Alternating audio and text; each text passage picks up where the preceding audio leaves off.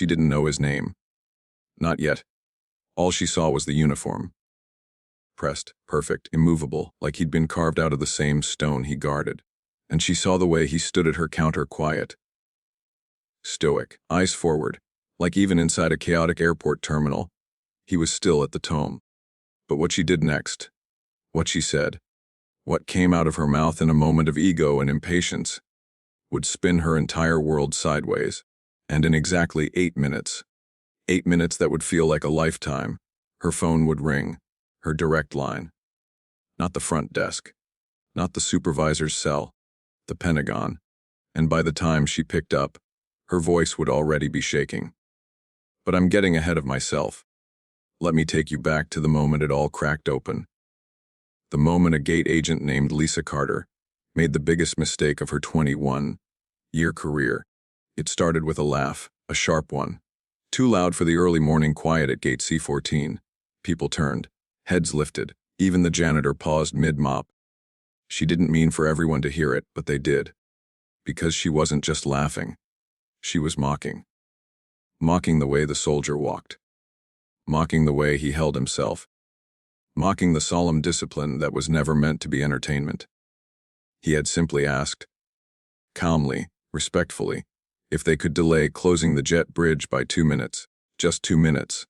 His escort was late, a Gold Star mother. He was assigned to accompany her. And Lisa rolled her eyes and said, "Look, soldier boy, this isn't Arlington. We don't have time for the theatrics." The terminal went still. Cold, like every oxygen molecule froze mid-air. Even people who didn't know what the tome of the unknown soldier was. Even people who had never seen a changing of the guard. They knew disrespect when they heard it. The soldier didn't react, didn't flinch, didn't rise to the bait. He just stood there, razor straight, face unreadable.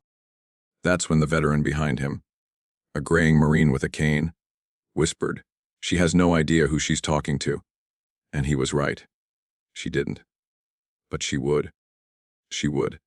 By the way, before we go deeper, if you believe in kindness, respect, and second chances, please like, share, and subscribe to Veterans Legacy. It truly helps keep stories like this alive and honored.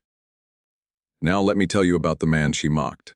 His name was Staff Sergeant Daniel Reyes, 29, originally from El Paso, quiet family. Mother worked nights in a hospital laundry. Father laid tile until his knees gave up. Daniel didn't talk much as a kid. Didn't smile much either. He was that kid who sat alone at lunch, building little forts out of his apple slices. That kid who'd stay late after school just to avoid going home to an apartment too small for 5 people. He joined the Army at 18. Not because he wanted a career. Not because he dreamed of marching at Arlington. He joined because he needed structure. He needed purpose. And because his older brother, his hero, was already enlisted. But in Daniel's second year, his brother never came home, i.e., Afghanistan, a routine patrol that wasn't supposed to be dangerous. Daniel was the one who identified his remains. The same week, with grief soaking every corner of his life, he visited Arlington for the first time. He stood before the tome of the unknown soldier, hands behind his back, tears behind his eyes, and he made a promise, a quiet one, a fierce one. "I'll guard them. I'll stand for them, every hour, every weather, every day." It took years of training, endless nights, blisters, bruises, discipline, exhaustion. You don't become a tome guard. You earn it. You bleed for it. And by 27, he wore the badge, one of the rarest badges in the entire U.S. military. Only a few hundred in history have ever earned it. Now Lisa had her own story too. She wasn't a villain. Not really. Just a woman worn down by life. Her husband had left. Her son barely spoke to her. She'd been passed over for promotion 4 times in 2 years. And every day at the airport felt like a battlefield. Late passengers, angry customers, supervisors breathing down her neck. She'd built up armor. Thick armor. Sarcastic armor. But sarcasm can turn sharp. It can cut. And on that morning, the blade slipped. It wasn't that she hated the military. She didn't. She just didn't understand the reverence. The sacrifice. The weight of the uniform standing in front of her. To her, he was just another demanding passenger. She had no idea that her words, her tone, would ripple through an entire terminal. It was the Marine with the cane who finally said something. "You owe that man respect." Lisa scoffed. "And who are you, the airport manners police?" "No," he said softly. "I buried friends. And I know a Tom Guard when I see one." Her face went pale. A Tom Guard. She'd heard the term before. Barely. A documentary once. Something about centuries of dedication. But she didn't know. Not really. And Daniel, still calm, just said, "Mom, my duty is to escort a Gold Star mother. I'm asking you for 2 minutes. That's all." But Lisa's pride, her ego, wouldn't let her back down. "We're closing the door," she snapped. "If she's late, she's late. Plane's leaving." The Marine shook his head in disbelief. And Daniel, he just lowered his gaze and whispered, "Understood." And inside something was breaking. Something deep. When the Gold Star mother finally arrived, breathless, clutching a folded letter from her son, the door was already sealed. She missed the flight, her chance to visit her son's memorial ceremony, the one she'd waited 2 years for. Daniel felt it like a punch to the chest. His throat tightened. His composure cracked. Just for a second. He guided the mother to a bench. He knelt beside her. He didn't touch her. Tom Guards don't break discipline lightly. But he let his voice soften. "Mom, I'm so sorry," she cried. Not loud, not dramatic, just soft, exhausted sobs that felt like they'd been trapped in her ribs for years. And Daniel felt useless, helpless. Like he'd failed his duty, failed his brother, failed the unknown soldiers, failed her. He excused himself, stood up, and walked back toward the counter, not angry, not yelling, just defeated. Lisa saw the look in his eyes and felt something twist in her stomach. It wasn't guilt, not yet, just discomfort. But the people around her, they weren't quiet anymore. They were whispering, watching, judging. And one airport employee, a baggage handler named Ty, pulled out his phone, typed something, and sent it. Daniel didn't know it. Lisa didn't know it. But that message was about to change everything. Teach Pinnacle teach 8-minute mark. Exactly 8 minutes after Lisa closed the jet bridge, her desk phone rang. "Gate C14, this is Lisa." A pause. A long, authoritative pause. "Mims Carter," a deep voice said. "This is Colonel Harris from the United States Army Military District of Washington." Lisa went still. Even the computer fan seemed to stop. "We have received a report involving Staff Sergeant Daniel Reyes," the colonel continued. "Is he present?" Her eyes darted around. "Yes, sir, he's here." She looked at Daniel, standing like a statue, hands behind his back, waiting. "Put me on speaker," the colonel said. Her hand trembled as she pressed the button. And then the colonel spoke, not to her, but to every single person standing at Gate C14. "We understand. There was a misunderstanding regarding a Gold Star family member's travel accommodations," he said. "We'll want to ensure that Sergeant Reyes receives every courtesy, as he is active duty with the 3rd U.S. Infantry Regiment, the Old Guard, and currently serving as a Tom Sentinel at Arlington National Cemetery." People gasped. Someone whispered, "Oh my God," even Lisa froze. A real Tom Guard.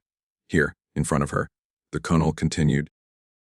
"It is of the utmost importance that Gold Star families are treated with dignity and respect. We will be coordinating immediate rebooking and compensation." Then, the tone shifted. Colder, sharper. "Ms. Carter," he said.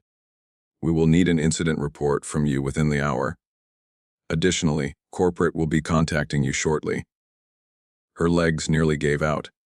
And the Marine behind Daniel, he muttered, "Told you." Here's the thing, Lisa wasn't evil.